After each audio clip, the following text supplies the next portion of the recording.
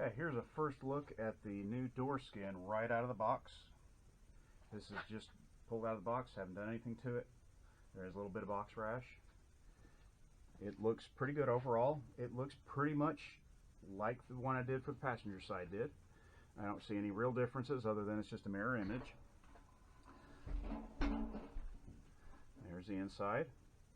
The only prep work we're going to have to do to this panel before it goes on is we will have to drill one hole here, a hole here, and these will be for our plug welds that go onto the existing bracket into the door. My next step is going to be I am going to coat the inside of this door with sound deadening material. I will say the only issue that I have seen in the stampings of this door panel, or I'm sorry, door skin and the other door skin, is going to be right here. Now right here around the handle, this is an area that's obviously it's a lot of stress in the stamping and it's not a really heavy die that does it. There is a little bit of distortion in this area that some people may have an issue with, especially when you go to paint. You can see it in the right light. I'm not too worried about it. You know, I can straighten it out. This could actually be feathered with just a little bit of filler and be fine. And then you've got the door handle covering it, so it draws your eye away from it a little bit as well. It's not that big a deal. Okay, now before I put my sound deadening material on, the first thing I'm going to do is take a little bit of lacquer thinner, plain old lacquer thinner, and I'm going to wipe down the inside of this panel because I've got my grubby fingerprints on it, and who knows what else is on here.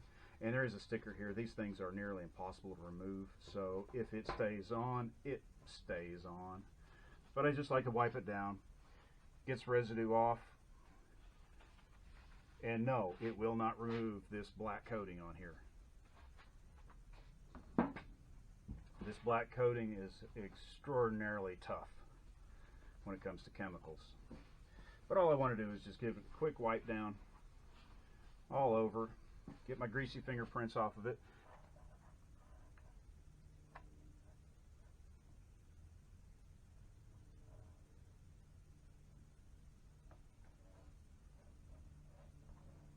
Now the way I'm starting this off is, you see I trimmed this corner off a little bit and I pulled just a little bit of the backing off, and I'm going to stick this down on this side. Now for tools, there are fancy tools. However, this is a 30-plus-year-old drywall, or not drywall, but a wallpaper tool. Works just fine. Now the idea is, as you see all these little dimples on here, is what you want to do is you want to roll this out essentially until you don't see the dimples anymore. You want this to be nice and smooth, and that's kind of the purpose of the dimples. It's just there to make sure that you put enough pressure on there to have it adhere, because it is a pressure sensitive adhesive. It won't stick on its own. It needs to be pushed against it as hard as possible.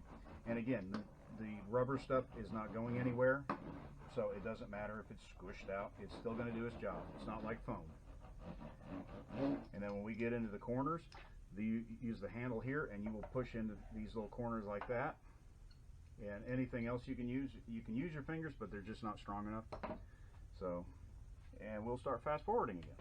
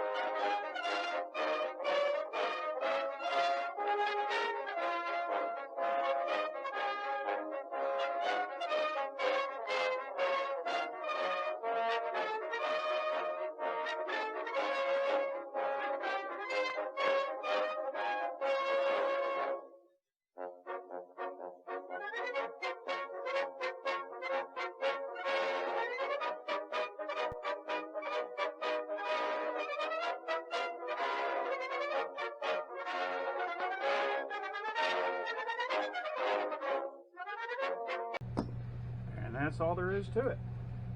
You take all your scraps. This is all of the leftovers from 3 sheets.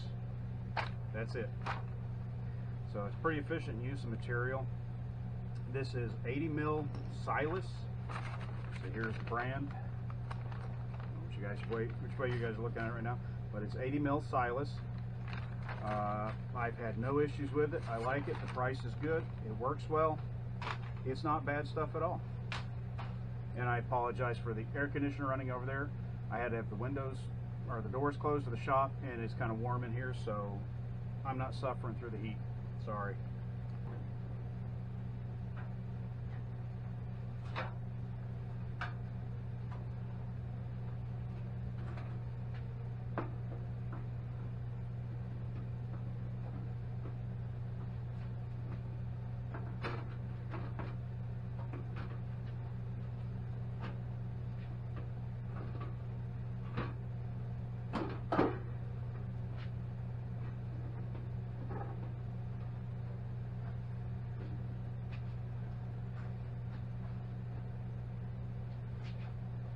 Now the first issue we will have is going to be this sticks out. I'll bring you around here so you can see that. Now I assume you can see that. I hope so. You probably see a lot of other ugliness. This did not turn out perfect. There was some issues there. I'm going to lose some of the texture in some of this door. There's still a little bit of things that'll have to be done at paint time. It's not near as nice as the driver or the passenger side door is, but you know, it's what you got to work with, and you do your best. And so now the issue we have is it's the same issue we have on the other door, and it's just you're going to have this issue on any door. Is this right here? If you notice, this is a flange. You'll see this is the edge of the black here is right at the edge of the gray. Well, what happens is that you can see we're pretty good here, we're not so bad here. Well, what happens is when you take this apart, this tends to bow out because it's the way it's made. It's stressed because of the stamping, so it pops back out. So what I'm going to have to do is that off camera I'm going to set up a jig here, and it will go through this hole up to here, and it'll be basically a clamp, and we will pull that back up there, so this will drop right down into where it needs to be, because essentially this needs to go about right there. So it needs to go forward so this little angle piece can start folding over. Now, to start off with, what's worked well for me is to take a head blow hammer, come around to some of these areas where it's really flanged out, and just start tapping them in.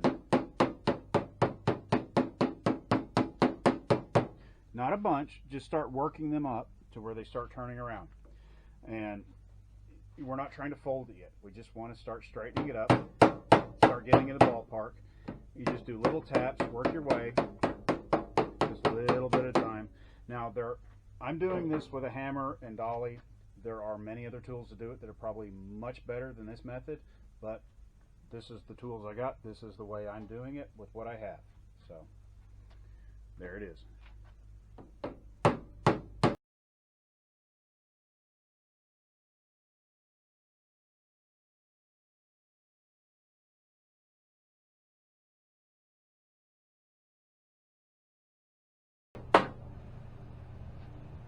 Now what I'm doing now is just starting to fold everything over slowly. Just putting a little bit of back pressure on the bottom here and just tapping it over.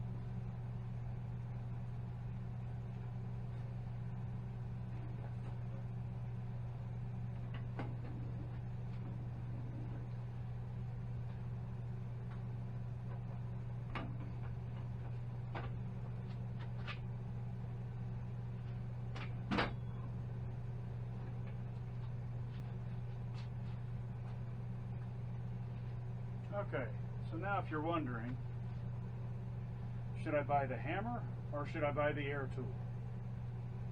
You figure that one out. Now, I'm not done with it. I still have a lot of cinching up to do. I've got to get this much tighter all the way around, and that'll start straightening out some of this, because when you're beating on it with a hammer, it's not going to be perfect, at least when I'm doing it. The passenger side actually went a little easier than this one, but I will work on it a little more, get it cleaned up a little more, and then we'll have it mounted on the car. All right, here we are. We have it mounted on the car. It's turned out pretty good. Now, I have just hung it on the car. I didn't do any adjusting to it. I just hung it on the car. You know, hold it up there, get it into place, you know, fight with it for a few minutes. I have not done any adjusting up, down, left, right, so on and so forth. And the lines have all come out pretty good for the moment. That fender's just hanging there as well. It is not aligned in any any fashion whatsoever. It's just hanging there, so because I don't have anywhere else to put it, to be honest. And we are on, and come on. Now, as you can see, here we go. There's the door edge. Still have a little bit of things to do here and there, which I'm not too worried about that at the moment. It's not a big deal. And you can see inside here, got our sound deadening in there. Doesn't look too bad. But we're on, we're in, we're done. It's going to look good. I will say, when I did this area in here, inside, I actually blasted this area. The area outside, I used the wheel on. Now, if I were to do this again, I would probably go ahead and blast the entire inside, because from looking at it, I think the texture held up better after being blasted than it did with using the wheel. Because you get a little more of the stuff out of the pits, but it turned out pretty good, to be all things considered. But that's about it. Now, I have not welded the little tabs in the front where the vent window go. I'm not going to do that until, oh, come on, get in there. Yeah, fighting with everything. All right.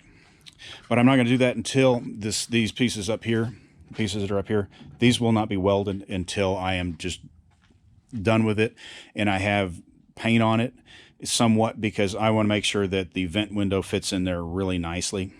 I want to make sure it's really nice and tight, and I need a new vent window for this side anyway. And I don't know if they're all going to be exactly the same, so, you know, cross that bridge when we get to it. But we're on, we're done. Next project is going to be this quarter panel back here, which I'm planning on probably picking that up on Monday. So we'll get started on that pretty soon here. I got some other ideas for things I want to do. Yeah, I'm learning how to do videos. Takes time. But I got yeah, the quarter panel, and I'm going to get the outer wheelhouse. I don't know how bad this one is. I think it's much worse than the other side, so that's why I'm going to replace it. It's actually got some ugliness here. There's a lot of filler over here. I don't know what's going on. I know the back is torn up at the bottom. I think there's probably some rust holes up into here. So it is what it is. So stay tuned, and thank you for watching.